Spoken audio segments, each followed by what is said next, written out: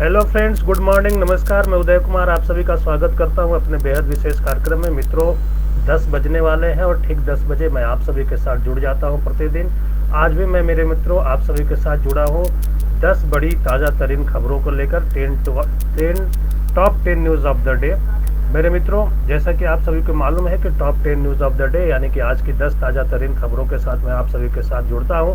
मित्रों, खबरें हैं तमाम जिसे शायद आप है अनजान और हर खबरों का आपको लेना है संज्ञान। इसीलिए मेरे मित्रों, प्रतिदिन प्रातः 10 बजे और मेरी पूरी कोशिश होती है कि मैं शाम में 3 बजे भी आप सभी के साथ जुड़ूं और दिन भर की जो ताज़ा तरीन खबरें होती है उससे मैं आप सभी को रूबरू कराऊं।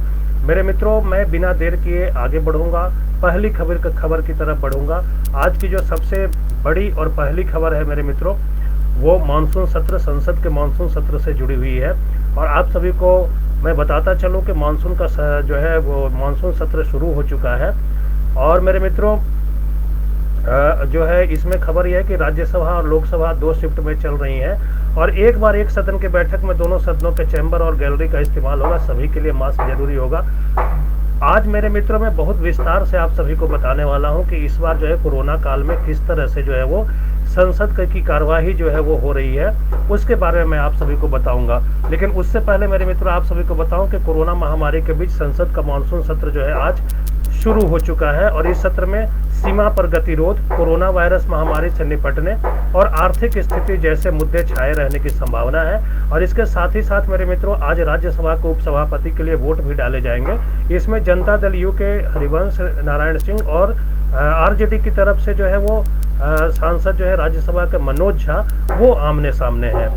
मेरे मित्रों, मैं एक बार फिर से आप सभी को बता देना चाहूँगा कि कोरोना महामारी के बीच संसद का मानसून सत्र सोमवार यानी कि आज से शुरू हो चुका है और इस सत्र में सीमा पर गतिरोध, कोरोना वायरस महामारी से निपटने और आर्थिक स्थिति जैसे मुद्दे जो है वो छाए रहने की संभावना है। और इसी के साथ ही साथ जो है राज्यसभा के उपसभापति के लिए वोट भी डाले जाएंगे, जिसमें जो है जनता दल यू के हरिवंश नारायण सिंह जो है वो मेरे मित्रों जो है उम्मीदवार है और एक जो है आरजेडी के विपक्ष की तरफ से जो है राष्ट्रीय जनता दल के मनोज झा जो कि राज्यसभा के सांसद हैं, वो भी उपसभापति का चुनाव लड़ रहे हैं। क्या कुछ होता है मेरे मित्रों, आज स्पष्ट हो जाएगा कौन होगा अगला जो है राज्यसभा का उपसभापति, उसके बारे में पता चल जाएगा।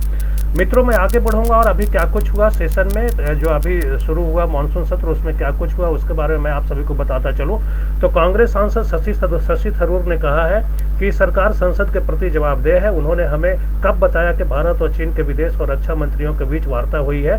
सरकार को देश को विश्वास में लेने की जरूरत है और सेना के समर्थन की बात है तो यह बहस से परे है। हम अपनी सेना के साथ बहुत मजबूती से हैं। ऐसा जो है शशि थरूर जो कि कांग्रेस के सांसद है, उन्होंने कहा है। और मेरे मित्रों, आप सभी को बताऊं तो संसद में आज जो है पूर्व राष्ट्रपति प्रणब मुखर्जी, पंडित जसराज, छत्तीसगढ़ के पूर्व मुख्यमंत्री अजीत जोगी, मध्य प्रदेश के जो गवर्नर रहे हैं लालजी टंडन और उत्तर प्रदेश के जो मंत्री रहे कमला रानी और चेतन चौहान, पूर्व मंत्री रघुवंश प्रसाद सिंह को श्रद्धांजलि देने के साथ ही सदन की कार्यवाही जो है 1 घंटे के लिए स्थगित कर दी गई है। मेरे मित्रों, मैं एक बार फिर से बताऊं कि आज जो है संसद में आज ही के दिन जो है वो पूर्व राष्ट्रपति प्रणब मुखर्जी, पंडित जसराज, छत्तीसगढ़ के पूर्व मुख्यमंत्री अजीत जोगी, मध्य प्रदेश के गवर्नर रहे लालजी टंडन, उत्तर प्रदेश सरकार में मंत्री रहे कमला रानी और चेतन चौहान, पूर्व मंत्री रघुवंश प्रसाद सिंह, जिनका कि कल ही देहांत हुआ मेरे मित्रों, उनको श्रद्धांजलि देने के बाद जो है सदन की कार्यवाही को 1 घंटे के लिए स्थगित कर दिया गया है। उसके बाद जब सदन की कार्यवाही शुरू होगी मेरे मित्रों, तो उसके बाद जो है वो तमाम चर्चाएं होंगी। क्या कुछ होगा उसके बारे में अवश्य ही आप सभी को अपडेट करता रहूंगा। और मित्रों, आगे बढ़ूंगा उससे पहले मैं मनीष सिंह का जो है वो शुक्रिया अदा करना चाहूँगा, इनका अभिनंदन करना चाहूँगा, इनका धन्यवाद करना चाहूँगा। मनीष सिंह हमारे साथ जुड़ गए हैं। मनीष जी, बहुत बहुत धन्यवाद आपका हमसे जुड़ने के लिए। और तमाम ऐसे मित्रगण हैं जो हमसे जुड़ते हैं, हमारे कार्यक्रम को लाइक करते हैं, पसंद करते हैं, कमेंट करते हैं, उन सभी का भी मैं धन्यवाद करता हूं। अपने कार्यक्रम में आप सभी दोस्तों का, मित्रों का, साथियों का मैं अभिनंदन करता हूं। मेरे मित्रों, इसी के साथ आगे बढ़ता हूं और आप सभी को बताऊं कि संसद के मानसून सत्र के पहले दिन डीएमके और सीपीआईएम ने लोकसभा में जो है एनईईटी परीक्षा को लेकर छात्रों की आत्महत्या को लेकर कार्य स्थगन प्रस्ताव दिया है। मेरे मित्रों, एक बार फिर से बताऊं कि संसद के मानसून सत्र के पहले दिन द्रविड़ मुनेत्र कड़गम यानी डीएमके और CPIM Communist Party of India माले ने लोकसभा में जो है एनईईटी यानी नीट परीक्षा के लेकर जो छात्र की आत्महत्या को लेकर जो है कार्यस्थगन प्रस्ताव दिया है। इसी के साथ मेरे मित्रों आप सभी को बताऊं कि इस सत्र में कई महत्वपूर्ण निर्णय होंगे, अनेक विषयों पर चर्चा होगी और हम सबका अनुभव है कि लोकसभा में जितना ज़्यादा चर्चा होती है उतना सदन को, विषय वस्तु को और देश को भी लाभ होता है। इस बार भी इस महान परंपरा में हम सब सांसद भी वैल्यू एडिशन करेंगे, हम सबका विश्वास है, ऐसा प्रधानमंत्री ने कहा है। प्रधानमंत्री नरेंद्र मोदी जो है मेरे मित्रों जब संसद पहुंचे तो उन्होंने मीडिया को संबोधित किया और मीडिया को संबोधित करते हुए प्रधानमंत्री नरेंद्र मोदी ने कहा कि इस सत्र में कई महत्वपूर्ण निर्णय होंगे, अनेक विषयों पर चर्चा होगी और हम सबका अनुभव है कि लोकसभा में जितनी ज़्यादा चर्चा होती है उतना सदन को, विषय वस्तु को और देश को लाभ होता है। और इस बार भी उस महान परंपरा में हम सब सांसद भी जो है वो वैल्यू एडिशन करेंगे, हम सबका विश्वास है, ऐसा प्रधानमंत्री ने कहा है। और मेरे मित्रों इतना ही नहीं, संसद सत्र शुरू होने से पहले प्रधानमंत्री नरेंद्र मोदी ने कहा कि संसद सत्र एक अलग समय में शुरू हो रहा है, यहाँ कोरोना और कर्तव्य दोनों है। सांसदों ने कर्तव्य के लिए रास्ता चुना, मैं उनका अभिनंदन और आभार व्यक्त करता हूँ। इस बार राज्यसभा और लोकसभा एक दिन में अलग अलग समय पर आयोजित किया जाएगा, ये शनिवार और रविवार को भी आयोजित किया जाएगा, सभी सांसदों ने इसे स्वीकार किया है, ऐसा प्रधानमंत्री नरेंद्र मोदी ने कहा है। साथ ही साथ मेरे मित्रों प्रधानमंत्री नरेंद्र मोदी ने कहा कि जब तक दवाई नहीं तब तक कोई ढिलाई नहीं, ये एक नारा जो है आज प्रधानमंत्री ने एक और नारा दिया है। कोरोना के खिलाफ जंग जब हम लड़ रहा है, पूरा देश लड़ रहा है, हम आप लड़ रहे हैं, तो इस बीच प्रधानमंत्री ने आज मानसून सत्र शुरू होने पर जो है वो कहा है कि जब तक दवाई नहीं तब तक कोई ढिलाई नहीं, और हम चाहते हैं कि दुनिया के किसी भी कोने से जल्द एक टीका विकसित किया जाए, हमारे वैज्ञानिक सफल हों और हम सभी को इस समस्या से बाहर लाने में सफल हो, ऐसा प्रधानमंत्री ने कहा है। और मेरे मित्रों जो है इसके पहले जो है जैसा कि मालूम है आपको कि मानसून सत्र शुरू हुआ है, तो प्रधानमंत्री समेत तमाम जो है मंत्री और सांसद जो है वो सदन पहुंचे हैं और इस बार जो है बहुत विशेष व्यवस्था की गई है मेरे मित्रों। और आप सभी को मैं ये भी बताऊंगा मेरे मित्रों को, कोरोना महामारी के बीच जो है वो 17वीं लोकसभा का चौथा सत्र जो है वो आज से शुरू हुआ है और इस बार यह ऐतिहासिक होगा क्योंकि पहली बार एक सदन की बैठक में दोनों सदनों के चैम्बर और गैलरी का इस्तेमाल होगा और दोनों सदनों में प्रश्नकाल नहीं होगा और शून्यकाल भी सीमित किया गया है। सत्र 1 अक्टूबर तक चलेगा मेरे मित्रों, मैं आप सभी को बताऊं। और इसी के साथ आगे बढ़ूंगा मेरे मित्रों, आपको जो है और भी जानकारी दूंगा संसद से जुड़ी हुई, मानसून सत्र से जुड़ी हुई खबरें जो है उसमें और विस्तार में जाऊंगा और आप सभी को बताऊंगा कि अगर जिस समय प्रधानमंत्री संसद पहुंचे और प्रधानमंत्री ने कहा कि एक तरफ कोरोना है और दूसरी तरफ कर्तव्य है और सांसदों ने कर्तव्य को आपका पद चुना और मैं उन्हें धन्यवाद करता हूं, जैसा कि मैंने पहले भी आप सभी को बताया मेरे मित्रों। और प्रधानमंत्री ने यह भी कहा कि संसद का सत्र ऐसे कठिन समय में शुरू हो रहा है जहां एक तरफ कोरोना है, दूसरी तरफ कर्तव्य है, सांसदों ने कर्तव्य का पद चुना, मैं धन्यवाद देता हूं। और इस बार लोकसभा और राज्यसभा अलग अलग समय पर चलेगी, इस बार शनिवार रविवार को भी, जैसा कि मैंने पहले ही बताया मेरे मित्रों। और इसी के साथ मैं ये भी बताता चलूँ आप सभी को कि इस दौरान जो है यानी मानसून सत्र के दौरान विपक्ष चीन के साथ LAC पर चल रहे विवाद, अर्थव्यवस्था और कोरोना संकट जैसे मुद्दों को लेकर सरकार को घेरने की तैयारी में है और केंद्र सरकार ने 11 विधेयक पेश करने की तैयारी की है और विपक्ष ने स्पष्ट किया है कि वह कम से कम 4 विधेयक का जो है विरोध करेगा। विपक्ष की सरकार को जो है घेरने की रणनीति के बीच सरकार भी जवाब देने के लिए पूरी तरह से तैयार है, खासकर चीन विवाद और कोरोना संकट के मुद्दे पर वह विपक्ष के सवालों पर पूरी ताकत से जवाब देगी। और मेरे मित्रों इसी के साथ और आगे बढ़ूं और जानकारी दूं तो इस बार सत्र के दौरान जो है 18 दिन लगातार कार्यवाही चलेगी, कोई छुट्टी नहीं होगी, शनिवार रविवार को भी काम होगा। आमतौर पर दोनों सदनों में एक साथ काम होता है लेकिन इस बार 2 शिफ्ट में होगा। और लोकसभा आज जो है सुबह 9 बजे शुरू हो चुका है मेरे मित्रों और दोपहर 1 बजे तक चलेगी जो लोकसभा है वो, और राज्यसभा की कार्यवाही जो है दोपहर 3 बजे से शाम 7 बजे तक चलेगी।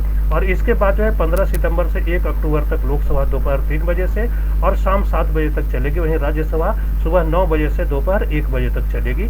और सरकार जो है इस दौरान कुल 47 बिल पेश करेगी, ऐसी बातें कही जा रही हैं। मैं मित्रों आप सभी को बताऊं तो मानसून सत्र में जो है 47 विधेयक पेश किए जाएंगे, इनमें 11 विधेयक ऐसे होंगे जो अध्यादेश की जगह लेंगे। और सत्र के पहले दिन राज्यसभा में उपसभापति पद के लिए चुनाव होगा। विपक्ष की ओर से राष्ट्रीय जनता दल के नेता और सांसद जो है वो मनोज झा और NDA की तरफ से जो है जनता दल यूनाइटेड के नेता और जो है सांसद राज्यसभा सांसद हरिवंश नारायण सिंह के बीच कांटे की टक्कर है। और इसके अलावा मेरे मित्रों दोनों सदनों में प्रश्नकाल नहीं होने और शून्यकाल को सीमित कर भी विपक्ष सवाल उठा सकता है। इस सत्र के लिए जो है 4000 लोगों का कोविड टेस्ट कराया गया है और इसमें सांसद, उनका स्टाफ और संसद में काम करने वाले कर्मचारी शामिल हैं। और जैसा कि मेरे मित्रों आप सभी को मैंने बताया पहले भी कि कांग्रेस ने कहा है कि अर्थव्यवस्था, कोरोना और सीमा पर चीनी घुसपैठ के मुद्दे को जोर जोर से उठाएगी विपक्ष जो है वो, कांग्रेस खासतौर से, और खेती से जुड़े तीनों विधेयकों के साथ ही बैंकिंग क्षेत्र में बदलाव वाले अध्यादेश का विरोध करेगी। और कांग्रेस अध्यक्ष सोनिया गांधी विदेश में स्वास्थ्य जांच कराने गई है, इसलिए वे कुछ दिनों तक सत्र में शामिल नहीं हो पाएंगी, ये बातें कही जा रही है। और मेरे मित्रों, आप सभी को यह भी बताऊं तो संक्रमण फैलने से रोकने के लिए 6 बार रोज एसी बदले जाएंगे। एक बार फिर से बताऊं मेरे मित्रों कि संक्रमण फैलने से रोकने के लिए प्रतिदिन जो है 6 बार, 1-2 बार नहीं बल्कि 6 बार प्रतिदिन जो है वो एसी को बदला जाएगा। और सांसदों को कोरोना से बचाव के लिए DRDO के किट मिलेगी। हर किट में 40 disposal mask, N95 mask, sanitiser की 20 बोतलें, 20 ग्लव्स और दरवाजा बंद करने के लिए टच फ्री हुक्स होंगे। और मेरे मित्रों, एक बात और बताता चलूँ आप सभी को, वो ये है कि संसद में आने वाले हर व्यक्ति का मास्क लगाना जरूरी होगा और सोशल डिस्टेंसिंग रखनी होगी। सांसदों को जो है संसद में एंट्री तभी मिलेगी जब 72 घंटे पहले की जांच में उनकी और उनके स्टाफ की कोविड टेस्ट रिपोर्ट नेगेटिव होगी। साथ ही उनके घर वालों, ड्राइवर और घरेलू नौकर की कोरोना रिपोर्ट भी नेगेटिव होना जरूरी है। सांसदों में जो है प्रधानमंत्री नरेंद्र मोदी, कैबिनेट और राज्य मंत्रियों के साथ साथ विपक्ष के दिग्गज नेता भी शामिल है। मेरे मित्रों, इसी के साथ और थोड़ी सी जानकारी दूंगा तो जो है संसद में पत्रकारों को मोबाइल फोन के जरिए लाइव टेलीकास्ट की परमिशन नहीं होगी। वे संसद परिसर में किसी मंत्री या सांसद का बयान भी नहीं ले सकेंगे इस बार।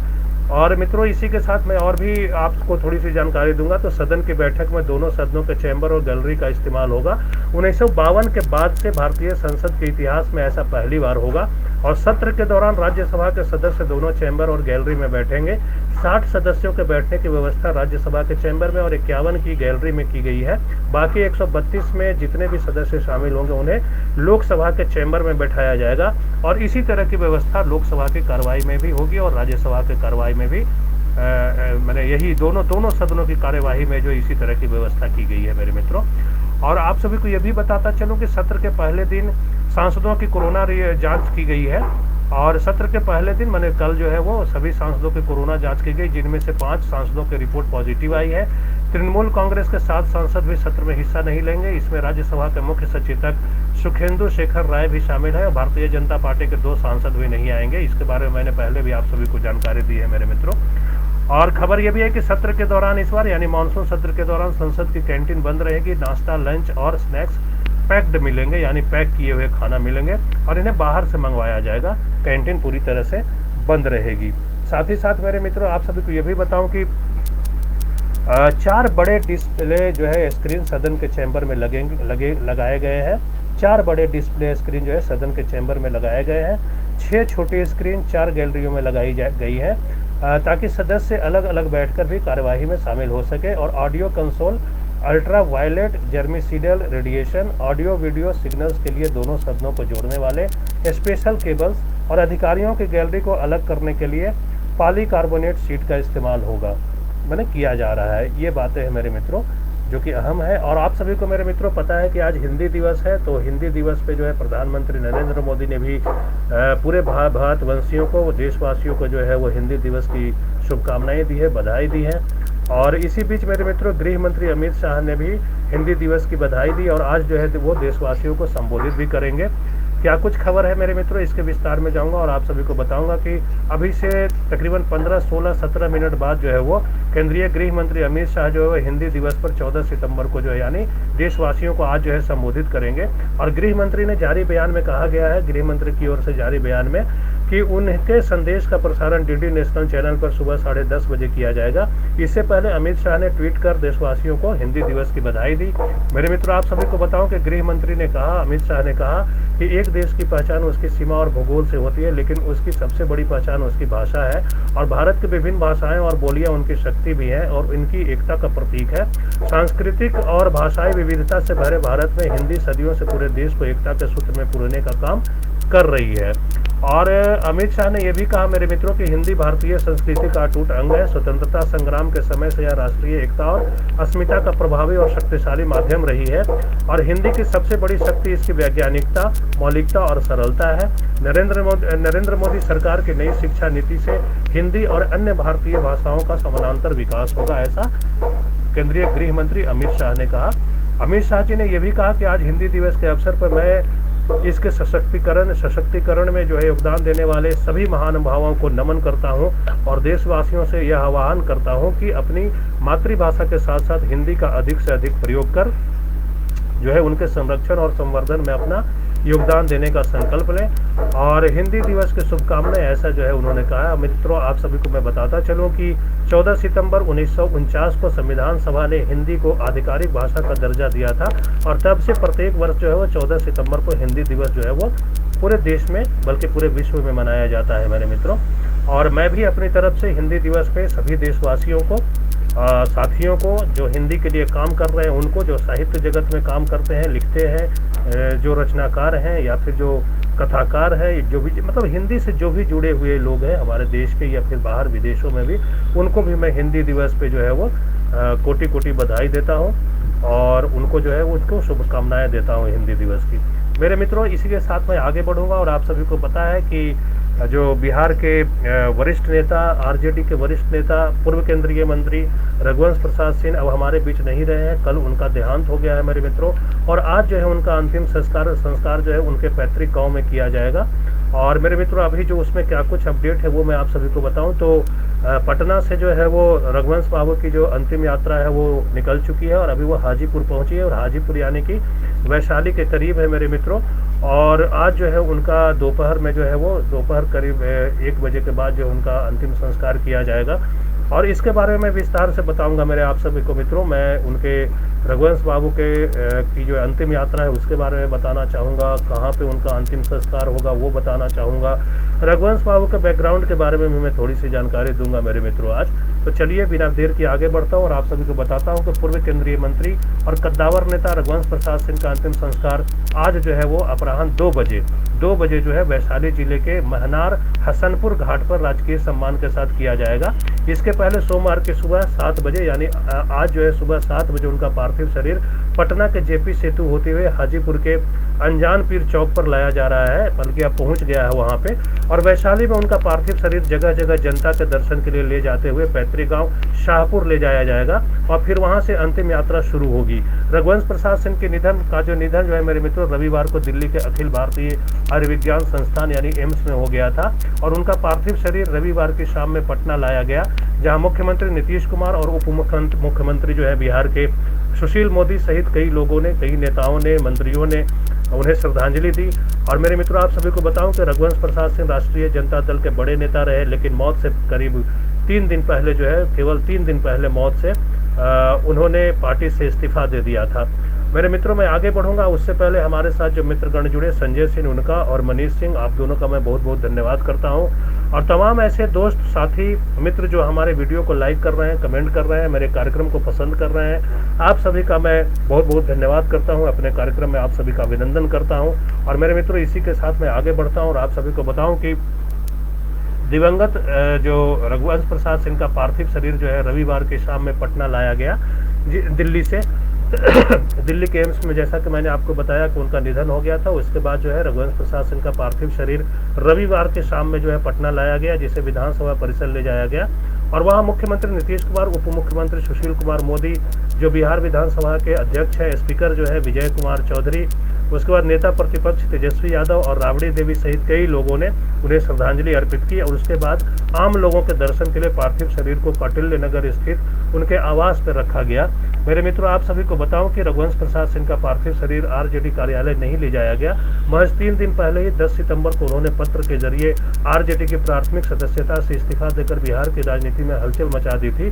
हालांकि उनके इस्तीफे को जो है वो पार्टी, जो आरजेडी के जो अध्यक्ष है, राष्ट्रीय अध्यक्ष है लालू प्रसाद यादव, उन्होंने खारिज कर दिया था और कहा था कि आप कहीं नहीं जा रहे हैं। मेरे मित्रों, मैं इसी के साथ आगे बढ़ूं और आपको जो है महत्वपूर्ण जानकारी ये दूं कि रघुवंश प्रसाद सिंह के पार्थिव शरीर को जो है आज पैतृक गांव वैशाली के शाहपुर ले जाया जा रहा है और इसके पहले वैशाली में पार्थिव शरीर को जो है अनजान पीर चौक होते हुए लालगंज और वैशाली गढ़ ले जाया जाएगा। और वैशाली से पटेढ़ी बेलसर, वैशाली से जो है मेरे मित्रों पटेढ़ी बेलसर, गोरौल, भगवानपुर के इमादपुर, महुआ, मंगरू चौक, गुरु चौक, सलहा,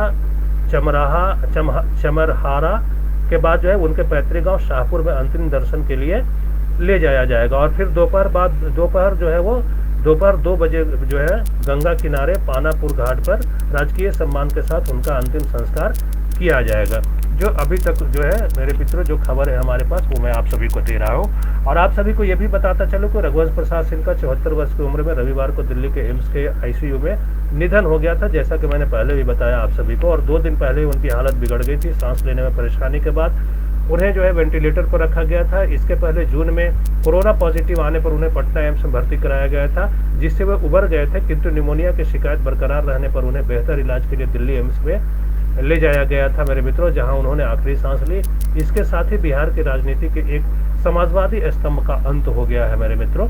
और मैं इसी के साथ थोड़ी सी और जानकारी दूं अगर रघुवंश बाबू के बारे में, तो सबसे पहले मनरेगा यानी महात्मा गांधी न्यूनतम रोजगार गारंटी योजना जो है मेरे मित्रों, उसको लाने वाले रघुवंश बाबू थे। 23 मई 2004 से 2009 तक 23 मई 2004 से 2009 तक जो है वो केंद्रीय ग्रामीण विकास मंत्री रहे रघुवंश बाबू। और विरोध के बावजूद इन्होंने 2 फरवरी 2006 को देश के जो है 200 पिछड़े जिलों में मनरेगा की शुरुआत की। और मेरे मित्रों मैं और थोड़ी सी जानकारी आप सभी को दूं तो जैसा कि मैंने बताया कि तमाम विरोधों के बावजूद जो है वो 2 फरवरी 2006 को देश के 200 पिछड़े जिलों में रघुवंश प्रसाद सिंह की जब मंत्री थे ग्रामीण विकास मंत्री, उस समय मनरेगा की शुरुआत की इन्होंने। और मनरेगा मैन गवई अंदाज और बेबाकी के लिए जाने जाने वाले रघुवंश प्रसाद सिंह ने 10 सितंबर को ही राष्ट्रीय जनता दल सुप्रीमो लालू प्रसाद यादव को पत्र लिखकर पार्टी से इस्तीफा दे दिया था। हालांकि जैसा कि मैंने पहले ही बताया मेरे मित्रों कि लालू यादव ने इनके इस्तीफे को नामंजूर करते हुए कहा था कि वह राष्ट्रीय जनता दल से बाहर नहीं जाएंगे। और प्रधानमंत्री नरेंद्र मोदी समेत जो है सियासी जगत की दिग्गज हस्तियों ने रघुवंश बाबू के निधन पर मेरे मित्रों कल जो है वो शोक संवेदना व्यक्त की, सभी ने श्रद्धांजलि अर्पित की उनको। और मेरे मित्रों इसी के साथ मैं आगे बढ़ूं और आप सभी को बताऊं कि इसी महीने जून में रघुवंश प्रसाद सिंह को कोरोना वायरस से संक्रमित पाया गया था। उन्हें पटना के एम्स में भर्ती कराया गया था। कोविड-19 से उभरने के बाद की जटिलताओं को देखते हुए उन्हें जो है हाल ही में राष्ट्रीय राजधानी दिल्ली स्थित जो है वो एम्स में भर्ती कराया गया था। मेरे मित्रों रघुवंश बाबू का अगर राजनीतिक जीवन की बात मैं बताऊं तो 1973 में उन्हें संयुक्त सोशलिस्ट पार्टी का सचिव बनाया गया था। और 1977 से 1990 तक रघुवंश प्रसाद सिंह बिहार राज्यसभा के सदस्य रहे थे। और 1977 से 1979 तक उन्होंने बिहार के ऊर्जा मंत्री का पदभार संभाला था। इसके बाद उन्हें लोक दल का अध्यक्ष बनाया गया था। और 1985 से 90 के दौरान जो है रघुवंश प्रसाद सिंह लोक लेखांकन समिति के अध्यक्ष भी रहे। मेरे मित्रों मैं आप सभी को यह बताता चलूं कि बिहार के वैशाली लोकसभा सीट से सांसद रहे रघुवंश प्रसाद सिंह का जन्म 6 जून 1946 को वैशाली की शाहपुर में हुआ था। और उन्होंने बिहार विश्वविद्यालय से गणित में डॉक्टरेट की उपाधि प्राप्त की थी। और अपनी युवावस्था में उन्होंने लोकनायक जयप्रकाश नारायण के नेतृत्व में कुछ हुए जो आंदोलन थे उनमें वो उन्होंने भाग लिया था, यानी जेपी आंदोलन में जो है वो बढ़ चढ़ कर हिस्सा लिया था रघुवंश प्रसाद सिंह जी ने। और मेरे मित्रों आप सभी को बताऊं तो तमाम हस्तियों ने, राष्ट्रपति, उपराष्ट्रपति, प्रधानमंत्री समेत तमाम नेताओं ने, मंत्रियों ने जो है वो रघुवंश बाबू को श्रद्धांजलि अर्पित की उनके निधन के बाद। और राष्ट्रपति जो रामनाथ कोविंद है उन्होंने क्या कुछ कहा मेरे मित्रों उसके बारे में बताऊं तो राष्ट्रपति ने कहा कि श्री रघुवंश प्रसाद सिंह के निधन का समाचार दुखद है। जमीन से जुड़े और ग्रामीण भारत की असाधारण समझ रखने वाले रघुवंश बाबू का कद बहुत ऊंचा था। अपने संतों जैसे सादा जीवन से उन्होंने सार्वजनिक जीवन को विशेष गरिमा प्रदान की। उनके परिवार, समर्थकों और प्रशंसकों को मेरी शोक संवेदनाएं, ऐसा जो है वो राष्ट्रपति रामनाथ कोविंद ने कही मेरे मित्रों। और इसी के साथ जो है वो वेंकैया नायडू ने क्या कुछ कहा मेरे मित्रों उसके बारे में मैं आप सभी को बताऊं, जो कि उपराष्ट्रपति है। उन्होंने कहा कि वह एक प्रबुद्ध यानी कि रघुवंश बाबू एक प्रबुद्ध सांसद और लोकप्रिय राजनीतिक कार्यकर्ता थे। वह अपने लंबे और यशस्वी सार्वजनिक जीवन में दुर्बल वर्गों के हितों और ग्रामीण विकास के सशक्त स्वर थे। ग्रामीण विकास के लिए मनरेगा जैसे कार्यक्रमों के क्रियान्वयन में रघुवंश बाबू का योगदान सदैव याद किया जाएगा। उनके परिजनों, समर्थकों के प्रति मेरी संवेदनाएं और दिवंगत आत्मा की शांति के लिए ईश्वर से प्रार्थना करता हूं। ओम शांति, ऐसा जो है वो उपराष्ट्रपति वेंकैया नायडू जी ने कहा।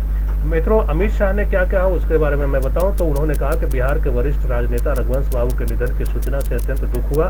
उनका पूरा जीवन लोहिया जी और कर्पूरी ठाकुर जी के विचारों के प्रति समर्पित रहा। गरीब और वंचित वर्ग के कल्याण के लिए उनका समर्पण सदैव याद किया जाएगा। मैं उनके परिजनों के प्रति संवेदना व्यक्त करता हूँ। ओम शांति, ऐसा जो है वो अमित शाह जो कि केंद्रीय गृह मंत्री हैं उन्होंने कहा, और लोगों ने क्या कुछ कहा मेरे मित्रों उस पे जाऊंगा। उससे पहले हमारे साथ जो लोग जुड़ गए हैं उनका मैं धन्यवाद कर दूं। हमारे साथ जो है संतोष सिंह जुड़े हैं, सुनील कुमार जुड़े हैं, संजय सिंह जुड़े हैं और मनीष सिंह जुड़े हैं। इसके साथ ही साथ तमाम ऐसे दोस्त हमारे हैं, जो मित्रगण हैं, जो हमारे साथ जुड़े हैं, मेरे वीडियो को लाइक कर रहे हैं, कमेंट कर रहे हैं, उनके प्रति भी मैं कृतज्ञता व्यक्त करता हूं, उनका आभार प्रकट करता हूं, उनका जो है अपने कार्यक्रम में अभिनंदन करता हूं, स्वागत करता हूं। मेरे मित्रों, इसी के साथ मैं आगे बढ़ूंगा और आप सभी को बताऊंगा कि लालू प्रसाद यादव ने क्या कुछ कहा अपने पार्टी के नेता के निधन पे, उसके बारे में बताऊं तो राष्ट्रीय जनता दल के मुखिया लालू प्रसाद यादव ने दुख जताते हुए कहा कि प्रिय रघुवंश बाबू, ये आपने क्या किया। मैंने आपसे कहा था आप कहीं नहीं जा रहे, लेकिन आप इतनी दूर चले गए कि निशब्द हूँ, दुखी हूँ, बहुत याद आएंगे। ऐसा जो है लालू यादव। मित्रों, सही बात है कि लालू प्रसाद यादव के साथ 32 सालों तक रघुवंश प्रसाद सिंह रहे। लालू के एक तरह से जो है राइट हैंड बोला जाता था, दाहिना हाथ बोला जाता था। न सिर्फ सामाजिक राजनीतिक बल्कि लालू प्रसाद यादव के पारिवारिक जो जीवन है उसमें भी इनकी दखल थी। ये जो है इनकी हर बात मानी जाती थी। हालांकि जाते जाते जो लालू प्रसाद यादव के जो बड़े बेटे हैं उन्होंने कुछ ऐसा कहा था, उससे भी उनको दुख हुआ होगा मेरे मित्रों। और खैर ये वो वक्त नहीं है, राजनीति की बात करने का वक्त नहीं है, इसलिए मैं तेज प्रताप ने क्या कहा था, तेज प्रताप यादव ने, वो मैं आज उसकी चर्चा नहीं करूंगा। खैर मैं आगे बढ़ूंगा मेरे मित्रों। और राहुल गांधी ने क्या कुछ कहा रघुवंश बाबू के निधन पर, उसके बारे में बताऊंगा। राहुल गांधी ने कहा कि श्री रघुवंश प्रसाद सिंह जी के निधन के साथ ही जो है गांव व किसान की एक मजबूत आवाज सदा के लिए खो गई। रघुवंश प्रसाद सिंह ने क्या कुछ कहा मेरे मित्रों, एक बार फिर से बताऊं तो श्री रघुवंश प्रसाद सिंह के बारे में राहुल गांधी ने कहा कि श्री रघुवंश प्रसाद सिंह जी के निधन के साथ ही गांव और किसान की एक मजबूत आवाज सदा के लिए खो गई। गांव और किसानों के उत्थान के लिए उनकी सेवा और लगन तथा सामाजिक न्याय के लिए उनके संघर्ष को सदा याद रखा जाएगा। मेरी भावभीनी श्रद्धांजलि, ऐसा राहुल गांधी ने कहा। और मेरे मित्रों, आप सभी को मालूम है कि बिहार से चूंकि रघुवंश बाबू थे और अभी जब लालू प्रसाद यादव को उन्होंने चिट्ठी लिखी थी, यानी कि रिजिग्नेशन की बात कही थी, त्याग पत्र जब लिखा था, उसी समय उन्होंने बिहार के मुख्यमंत्री जो है नीतीश कुमार, उनको भी पत्र लिखा था। और अब नीतीश कुमार ने कहा है कि निधन से पहले रघुवंश बाबू ने जो चिट्ठी लिखी थी उस पे नीतीश कुमार जो बिहार के मुख्यमंत्री, उन्होंने कहा कि अब उनके अधूरे सपनों को पूरा करेंगे। नीतीश कुमार ने ये बातें कही हैं मेरे मित्रों। और इस खबर के विस्तार में जाऊंगा, आप सभी को बताऊंगा कि दिग्गज समाजवादी नेता और पूर्व केंद्रीय मंत्री रघुवंश प्रसाद सिंह के मौत के बाद बिहार में चुनावी राजनीति भी शुरू हो चुकी है। और इस कड़ी में जहां नीतीश कुमार जो है, नीतीश सरकार जो है वो, माफ कीजिएगा मेरे मित्रों, एक बार फिर से बोलूंगा ये खबर कि दिग्गज समाजवादी नेता और पूर्व केंद्रीय मंत्री रघुवंश प्रसाद सिंह की मौत के बाद बिहार में चुनावी राजनीति शुरू हो चुकी है। इस कड़ी में जहां नीतीश कुमार की सरकार जो है बिहार के, उनके सपनों को पूरा करने की ओर अग्रसर दिख रही है, तो राष्ट्रीय जनता दल जो है चिट्ठी की टाइमिंग को लेकर जनता दल पर सवाल खड़े कर रहा है। और मेरे मित्रों, रविवार को रघुवंश बाबू को श्रद्धांजलि देने के बाद मुख्यमंत्री नीतीश कुमार ने कहा कि उनका जाना जो है अपूरणीय क्षति है। मुख्यमंत्री नीतीश कुमार ने कहा कि रघुवंश बाबू ने अपने पत्र के माध्यम से हम लोगों के समक्ष जो मांगे रखी है उन पर काम शुरू हो चुका है। मुख्यमंत्री ने रविवार की शाम कहा कि प्रधानमंत्री नरेंद्र मोदी ने भी इस संदर्भ में कुछ बातें कही हैं और जल्दी रघुवंश बाबू के अधूरे सपने को पूरा किया जाएगा। नीतीश कुमार ने यह भी कहा कि रघुवंश बाबू के गृह जिले का मुख्य मार्ग भी उनके नाम पर होगा। और मुख्यमंत्री नीतीश कुमार ने कहा कि उनकी स्मृति के लिए अगर और भी कुछ करना होगा तो हम लोग करेंगे। मित्रों, मैं आप सभी को बताऊं कि निधन से ठीक कुछ दिन पहले जो है रघुवंश प्रसाद सिंह ने एक के बाद एक कई पत्र लिखकर मुख्यमंत्री नीतीश कुमार से मांग की थी कि वैशाली में मिले भगवान बुद्ध के पवित्र अवशेष को वैशाली में रखा जाए, जो अभी पटना में रखा गया है। और रघुवंश प्रसाद सिंह के इस पत्र का जवाब देते हुए मुख्यमंत्री ने भरोसा दिया था कि अंतर्राष्ट्रीय स्तर के बनने वाले संग्रहालय के पूर्ण होने पर भगवान बुद्ध के पवित्र अवशेष को जो है वो वैशाली में ही प्रदर्शित किया जाएगा। ऐसा जो है मेरे मित्रों रघुवंश प्रसाद सिंह ने कहा। अब हमारे साथ मेरे मित्र दीपक कुमार ओझा भी जुड़ गए हैं। दीपक जी, बहुत बहुत धन्यवाद आपका हमसे जुड़ने के लिए। दीपक ओझा जुड़े हैं हमारे साथ ही संतोष सिंह जुड़े हैं, सुनील सिंह जुड़े हैं, संजय सिंह जुड़े हैं, मनीष सिंह जुड़े हैं और तमाम मित्रगण जो है हमारे वीडियो को लाइक कर रहे हैं, कमेंट कर रहे हैं। आप सभी के प्रति मैं कृतज्ञता व्यक्त करता हूं मेरे मित्रों। मैं अपने कार्यक्रम में आप सभी का अभिनंदन करता हूं, स्वागत करता हूं।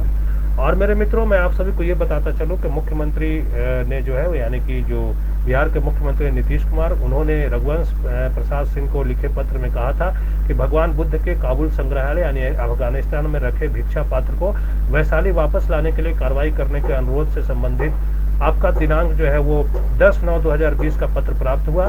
सीएम के इस पत्र से यह जाहिर हो रहा है कि रघुवंश सिंह ने इससे पहले भी यह मांग की है और मुख्यमंत्री ने उनकी मांग पर हो रही कार्रवाई को लेकर उन्हें अपडेट करते हुए लिखा था कि राज्य सरकार बुद्ध समन्वयक दर्शन संग्रहालय सह स्मृति स्तूप की योजना को जो है क्रियान्वित कर रही है और 300 करोड़ रुपए की लागत से बनने वाली इस संग्रहालय के पूर्ण होने पर भगवान बुद्ध के पवित्र अस्थि अवशेष को गरिमापूर्ण तरीके से वैशाली में ही प्रदर्शित किया जाएगा। और मेरे मित्रों, मैं आप सभी को यह भी बताता चलूं कि दूसरी तरफ पार्टी के कद्दावर नेता रहे रघुवंश प्रसाद सिंह की मौत के बाद जो है उनकी पुरानी पार्टी यानी राष्ट्रीय जनता दल के नेता इस चिट्ठी की टाइमिंग पर सवाल खड़े कर रहे हैं और पार्टी के सीनियर नेता और मनेर के विधायक जो है भाई वीरेंद्र, उन्होंने कहा है कि रघुवंश प्रसाद सिंह के पत्र में सरकार ने साजिश की है क्योंकि कोई भी व्यक्ति आईसीयू से पत्र नहीं लिख सकता है। और राष्ट्रीय जनता दल के नेता सुबोध राय ने भी चिट्ठी पर सवाल उठाते हुए कहा है कि आईसीयू में रहकर ऐसा पत्र लिखना मुश्किल है। सुबोध राय ने कहा कि कोविड के बाद रघुवंश बाबू से मुलाकात हुई थी, उन्होंने कहा था कि आरजेडी छोड़ने का सवाल ही नहीं है। बावजूद इसके ऐसी चिट्ठी पर जो है सवाल खड़ा होता है, सरकार सियासत कर रही है। ऐसा जो है मेरे मित्रों कहना है जो है रघुवंश प्रसाद सिंह के जो पार्टी के यानी आरजेडी के जो कुछ नेता हैं भाई वीरेंद्र और सुबोध राय के बारे में मैं बता रहा हूँ, उन्होंने जो है ऐसी बातें कही है और जेडीयू पे जो है इसमें सियासत करने का आरोप ये लोग लगा रहे हैं। मेरे मित्रों, इसी बीच जो है जो हिंदुस्तानी अवाम मोर्चा के अध्यक्ष हैं जीतन राम मांझी हैं, उन्होंने मेरे मित्रों बड़ी बातें कही हैं। जीतन राम मांझी जो है वो उन्होंने क्या कुछ कहा है मेरे मित्रों, उसके बारे में बताऊं तो बिहार के पूर्व मुख्यमंत्री जो जीतन राम मांझी, उन्होंने क्या कुछ कहा है उसके बारे में मेरे मित्रों में बताऊं तो पूर्व केंद्रीय मंत्री और दिग्गज समाजवादी नेता रघुवंश प्रसाद सिंह के निधन के बाद अब बिहार में राजनीति भी शुरू हो गई, जैसा कि मैंने पहले ही बताया। और इसी कड़ी में पहला आरोप बिहार के पूर्व मुख्यमंत्री और हिंदुस्तानी अवाम मोर्चा के राष्ट्रीय अध्यक्ष जीतन राम मांझी ने लगाया है। बिहार के पूर्व मुख्यमंत्री ने रघुवंश बाबू के निधन के बाद सीधे सीधे लालू प्रसाद और उनके परिवार पर आरोप लगाया है। जीतन राम मांझी ने शोक संवेदना जताते हुए यह भी कहा कि रघुवंश बाबू के इस हालात के लिए लालू प्रसाद और उनका परिवार दोषी है। जीतन राम मांझी ने कहा कि बेटे तेजस्वी और तेज प्रताप यादव को स्थापित करने के लिए लालू प्रसाद पार्टी के वरिष्ठ नेताओं की बलि चढ़ा रहे हैं। और मीडिया रिपोर्ट्स के मुताबिक मेरे मित्रों, जीतन राम मांझी ने कहा कि रघुवंश बाबू का निधन देश के लिए एक बड़ी क्षति है। उनके निधन से मैं मर्माहत हूँ, लेकिन जो है इसके साथ ही मांझी ने यह भी कहा कि हमें इस बात की भारी चिंता है कि ऐसे तपस्वी और समाजवादी जो 32 साल तक लगातार लालू के साथ रहा और अंतिम समय में उनके खानदान की ओर से यह कहा गया कि सागर में एक लोटा पानी बाहर ही हो जाएगा तो क्या होगा, इस बात से उन्हें काफी चोट पहुंची होगी। ऐसा जो है मेरे मित्रों जीतन राम मांझी ने कहा है। और मैं यही बात आपको कहना चाहता था मेरे मित्रों कि तेज प्रताप यादव ने क्या कुछ कहा था, तो चलिए वो जो है जीतन राम मांझी ने कह दिया। और मेरे मित्रों, मैं आप सभी को बताऊं तो जीतन राम मांझी जो है उन्होंने शोक जताते हुए कहा कि इसी चोट से जो है वो रघुवंश बाबू उभर नहीं सके, इसलिए मैं कहता हूं कि रघुवंश बाबू का निधन लालू प्रसाद यादव उनके परिवार के कारण हुआ है और उनके निधन से मैं काफी दुखी हूं। मैं भगवान से प्रार्थना करता हूं कि ईश्वर उनकी आत्मा को शांति दे। मालूम है मित्रों आप सभी को कि निधन से कुछ दिन पहले रघुवंश बाबू ने अपने पहले पार्टी के राष्ट्रीय उपाध्यक्ष और फिर पार्टी की सदस्यता से इस्तीफा दे दिया था। उन्होंने रविवार की दोपहर इलाज के दौरान दिल्ली एम्स में दम तोड़ दिया था मेरे मित्रों। तो ये जो है बड़ी खबरें हैं जो बिहार से थी मेरे मित्रों, जो कि आप सभी को मैंने बताया। और इस बीच जो है मेरे मित्रों अब अगली खबर जो है वो मैं आप सभी को दूंगा। अगली खबर यह है कि 21 सितंबर से हायर एजुकेशन इंस्टीट्यूट खुलेंगे। स्वास्थ्य मंत्रालय ने इसको लेकर जो है वो गाइडलाइन जारी कर दिए हैं और दूसरे शहर से आने पर 14 दिनों की क्वारंटाइन होना पड़ेगा और एंट्री से पहले सभी की स्क्रीनिंग होगी मेरे मित्रों, जितने भी छात्रगण होंगे उनकी। खबरों के विस्तार में जाऊंगा, आप सभी को बताऊंगा कि केंद्रीय स्वास्थ्य एवं परिवार कल्याण मंत्रालय ने बीते कल जो है वो हायर एजुकेशन इंस्टीट्यूट की पढ़ाई आंशिक तौर पर शुरू करने के लिए स्टैंडर्ड ऑपरेटिंग प्रोसीजर यानी एसओपी जारी कर दिया है। 21 सितंबर से क्लास लगना शुरू हो जाएंगे मेरे मित्रों। और मंत्रालय ने कहा कि इंस्टीट्यूट खोलने से पहले हायर एजुकेशन डिपार्टमेंट से सलाह लेना जरूरी होगा। और दूसरे शहर से आकर पढ़ाई करने वाले छात्रों के लिए हॉस्टल भी खुल सकेंगे। हालांकि बाहर से आने के बाद छात्रों को क्लास अटेंड करने से पहले जो है 14 दिन क्वारंटाइन में रहना होगा। इसके लिए इंस्टीट्यूट में क्वारंटाइन सेंटर भी बनाना होगा। और इसके अलावा मेरे मित्रों, पढ़ाई शुरू होने पर टीचर्स, स्टूडेंट्स और स्कूल के स्टाफ को कम से कम 6 फीट की दूरी रखनी होगी। लगातार हाथ धोने, फेस कवर करने और छींक आने पर मुंह पर हाथ रखने, खुद की सेहत की मॉनिटरिंग करने और यहाँ वहाँ न थूकने जैसी बातों पर ध्यान रखना होगा, ऐसी बातों का। और इंस्टीट्यूट में एंट्री पॉइंट पर ही सभी की स्क्रीनिंग होगी। कोरोना के लक्षण वाले स्टूडेंट्स को एंट्री नहीं दी जाएगी। ये जो है मेरे मित्रों बड़ी बातें हैं। और क्या कुछ है, हायर एजुकेशन इंस्टीट्यूट खुल रहे हैं, तो और कुछ क्या कुछ हो रहा है मेरे मित्रों, उसके बारे में बताऊं। तो स्किल कौन कौन से इंस्टीट्यूट खुल रहे हैं, जो है कौन कौन से जो हायर एजुकेशनल इंस्टीट्यूट्स हैं उनको खोले जा रहे हैं, उनके बारे में बताऊं आप सभी को। तो स्किल और एंटरप्रेन्योरशिप ट्रेनिंग इंस्टीट्यूट जो है वो खोले जा रहे हैं मेरे मित्रों 21 सितंबर से। एक बार फिर बोलो, स्किल और एंटरप्रेन्योरशिप ट्रेनिंग इंस्टीट्यूट जो है वो खोले जा रहे हैं। हायर एजुकेशनल इंस्टीट्यूट खोले जाएंगे जहां पीएचडी, टेक्निकल और प्रोफेशनल प्रोग्राम चलते हैं और लेबोरेटरी एक्सपेरिमेंटल वर्क की ज़रूरत है। ऐसे इंस्टीट्यूट जो है वो हायर एजुकेशन डिपार्टमेंट की सलाह के बाद खोले जा सकते हैं। उसके बाद जो है वो इंडस्ट्रियल ट्रेनिंग इंस्टीट्यूट, जिसको हम ITI बोलते हैं, वो भी खोले जा रहे हैं। और नेशनल स्किल डेवलपमेंट कॉरपोरेशन या फिर स्टेट स्किल डेवलपमेंट मिशन में registered short term training centre भी खोले जाएंगे 21 सितंबर से। उसके साथ ही साथ national institute for entrepreneurship and small business development जैसे इंस्टीट्यूट जो है वो भी खोले जाएंगे मेरे मित्रों। साथ ही साथ इंडियन इंस्टीट्यूट ऑफ एंटरप्रेन्योरशिप ये भी खोले जाएंगे। अन्य ट्रेनिंग प्रोवाइडर इंस्टीट्यूट भी 21 सितंबर से खोले जाएंगे। और इन नियमों का पालन करना होगा। और अगर आप जा रहे हैं इंस्टीट्यूट में, इन इंस्टीट्यूट्स में अगर आप पढ़ते हैं, इन संस्थानों में अगर आप शिक्षा ग्रहण करते हैं, तो जो छात्र वहाँ जा रहे हैं उनको क्या कुछ करना होगा उसके बारे में बताऊं। तो इंस्टीट्यूट जो है, इंस्टीट्यूट कंटेनमेंट जोन से बाहर होना चाहिए। जो संस्थान है वो जो कंटेनमेंट जोन है उससे बाहर होना चाहिए। कंटेनमेंट जोन में रहने वाले शिक्षक, छात्र, कर्मचारियों को इंस्टीट्यूट जाकर पढ़ने की अनुमति नहीं होगी, न पढ़ाने की अनुमति होगी। और इंस्टीट्यूट खोलने से पहले पूरे कैंपस, क्लासरूम, लेबोरेटरी और बाथरूम को जो है वो सैनिटाइज करना होगा। बायोमेट्रिक मशीन से जो है अटेंडेंस नहीं होगी और कॉन्टैक्ट लेंस व्यवस्था करनी होगी। कॉन्टैक्टलेस मेरे मित्रों मैं बोल रहा हूँ, जो मैंने कुछ छूने की जो जरूरत ना हो वैसे व्यवस्था जो है वो करनी होगी। साथ ही साथ जो है वो सैनिटाइजेशन और जांच की ये गाइडलाइंस क्या कुछ है मेरे मित्रों वो मैं बताऊँ आप सभी को।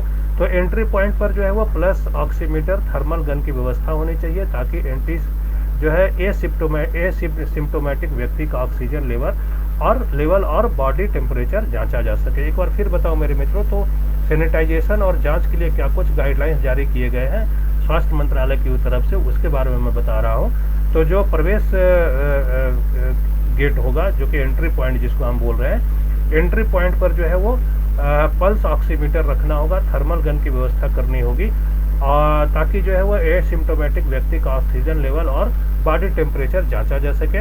उसके साथ साथ जो है वो डिस्पोजल पेपर, टॉवेल, साबुन, 1% सोडियम हाइपोक्लोराइड सॉल्यूशन का यूज जो है वो होना चाहिए।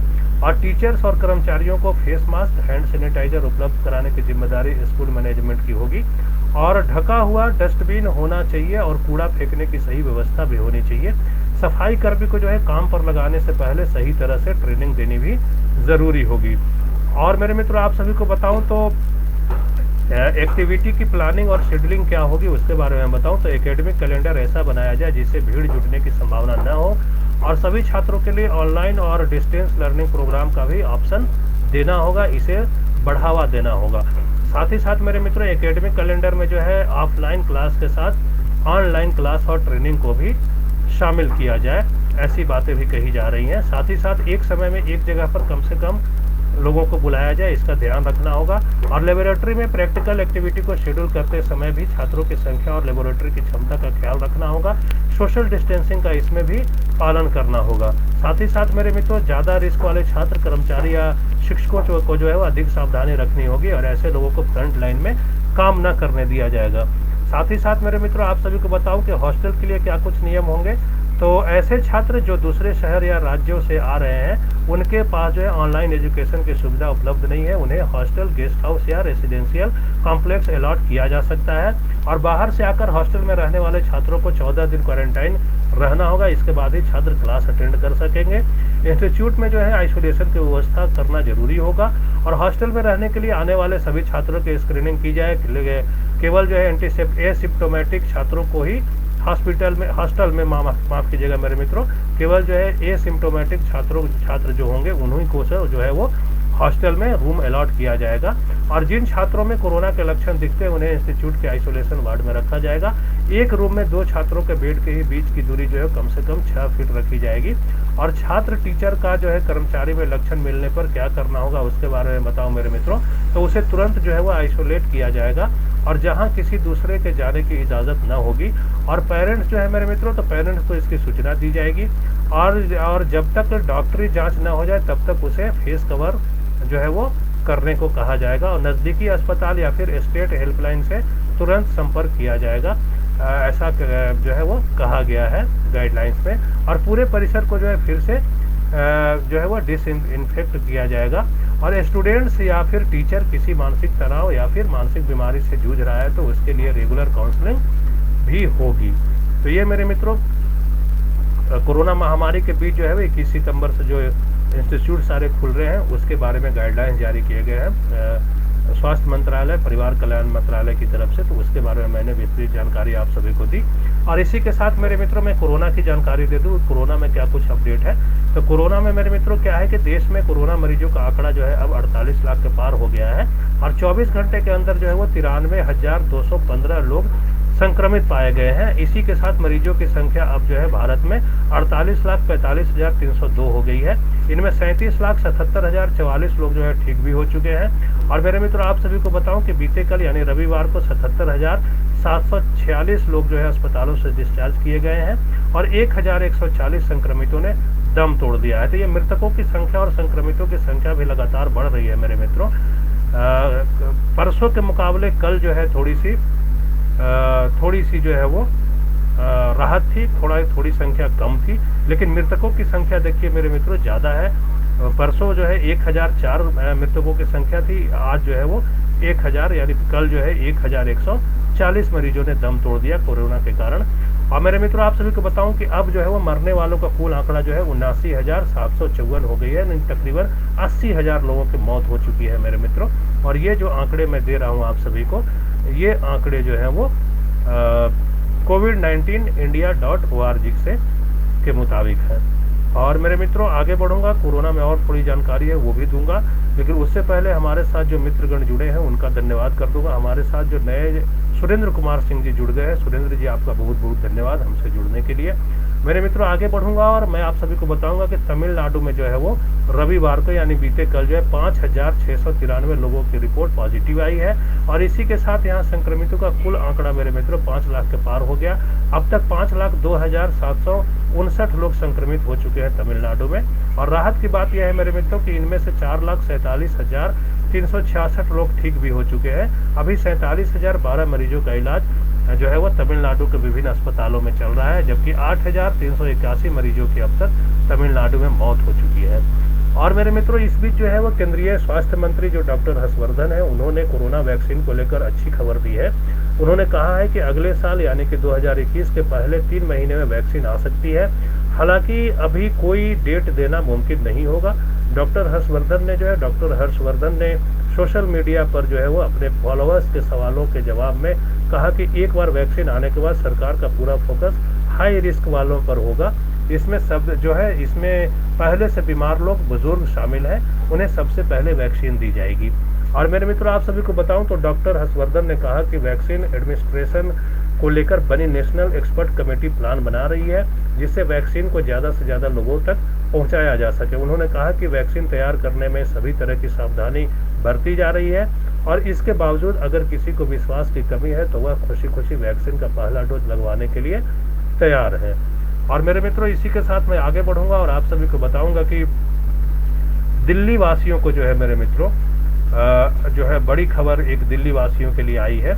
और दिल्ली वासियों के लिए क्या कुछ बड़ी खबर है मेरे मित्रों उसके बारे में बताऊंगा आप सभी को।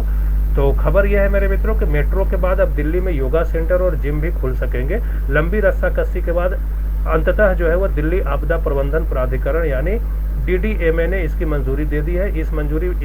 इसे जो है मंजूरी मिलने के बाद रविवार देर शाम मुख्य सचिव विजय कुमार देव की ओर से इसके बारे में जो है लिखित आदेश भी जारी कर दिया गया है और इस आदेश के मुताबिक साप्ताहिक बाजारों को प्रायोगिक आधार पर 30 सितंबर तक खोलने की मंजूरी भी दी गई है और यह तीसरा मौका है जब साप्ताहिक बाजार के ट्रायल की तिथि बढ़ाई गई है। मेरे मित्रों, आप सभी को यह भी बताता चलूं कि जिम मालिक और योगा सेंटर संचालक लंबे समय से इन्हें खोलने की मांग कर रहे थे, लेकिन दिल्ली में कोरोना के बढ़ते संकट को देखते हुए डीडीएमए इसके लिए तैयार नहीं था और दिल्ली सरकार भी लंबे समय से डीडीएमए से इन्हें खोलने की अपील कर रही थी। मेरे मित्रों, आप सभी को यह भी बताता चलूं कि डीडीएमए के इस फैसले से जो है दिल्ली के करीब 5,500 जिम खुल सकेंगे। जिम और योगा सेंटर को लेकर मानक संचालन प्रक्रिया यानी एसओपी भी जारी कर दी गई है। इसके मुताबिक जिम में कितने लोग होंगे या उसकी जगह जो है वो जगह पर यानी स्पेस पर निर्भर करेगा कि कितने लोग एक साथ जो है जिम में वर्कआउट कर सकेंगे। ये इसके लिए भी एसओपी जारी की गई है। एसओपी के मुताबिक जिम के अंदर प्रत्येक 4 वर्ग मीटर में एक ही व्यक्ति रहेगा और इसी तरह जिम करने वाले व्यक्ति को कम से कम प्रत्येक 20 सेकंड पर अपने हाथों को सैनिटाइज करते रहना होगा और जिम संचालक को यह सुनिश्चित करना होगा कि जिम के जो भी उपकरण है वह 6 फीट की दूरी पर हो और सभी तरह के भुगतान संपर्क सहित होंगे और यानी कि कैशलेस भुगतान की सुविधा होनी चाहिए जिम में या फिर योगा सेंटर्स में।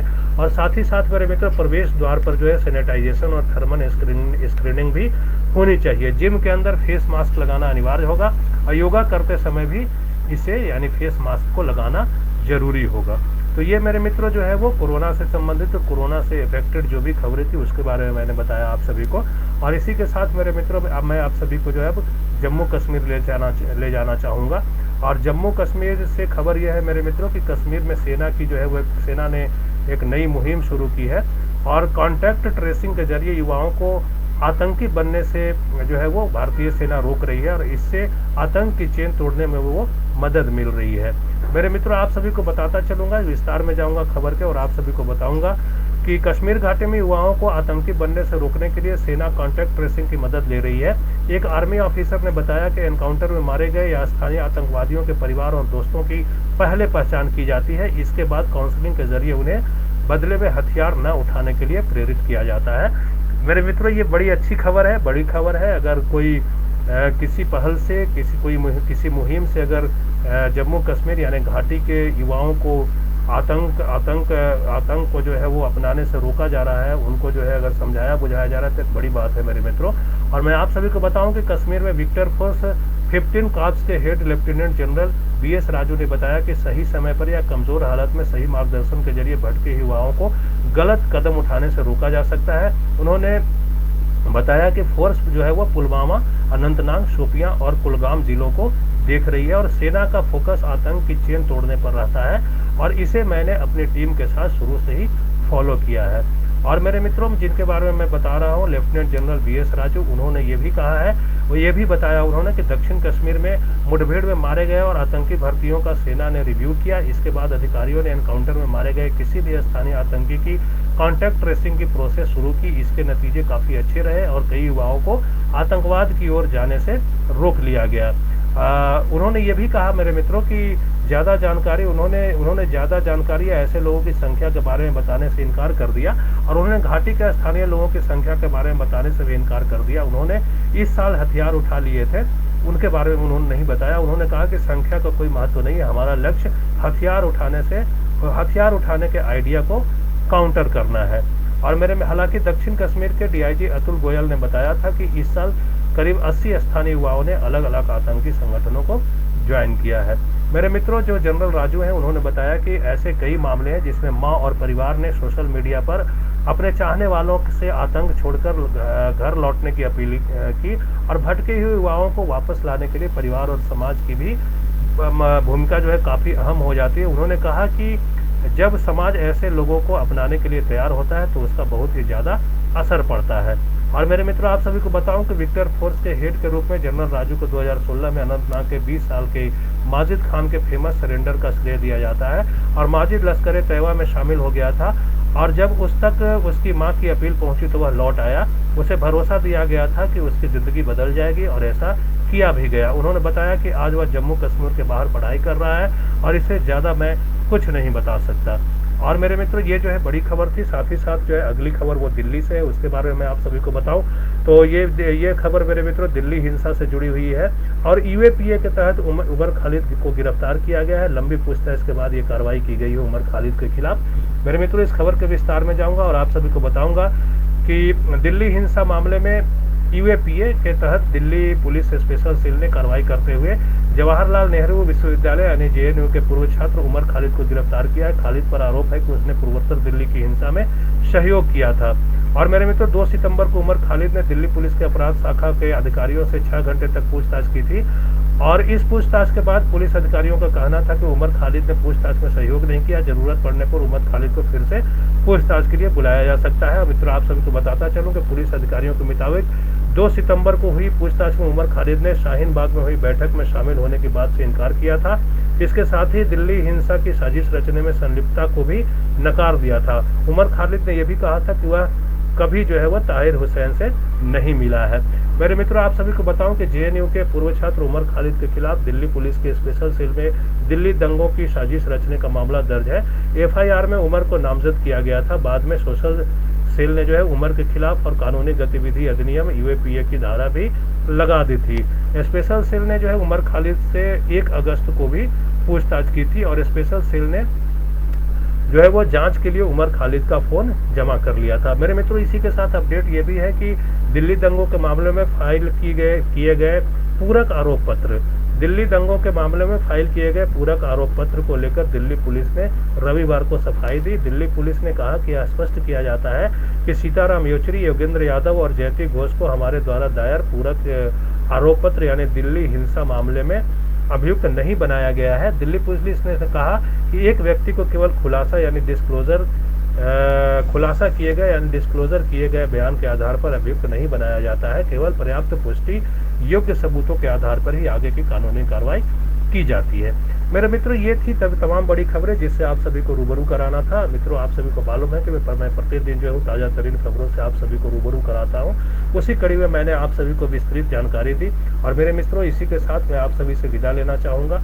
आप सभी हमारे साथ जुड़े, मेरे कार्यक्रम को पसंद किया, लाइक किया, कमेंट किया, उसके लिए बहुत बहुत धन्यवाद। नमस्कार मित्रों, प्रणाम, गुड बाय।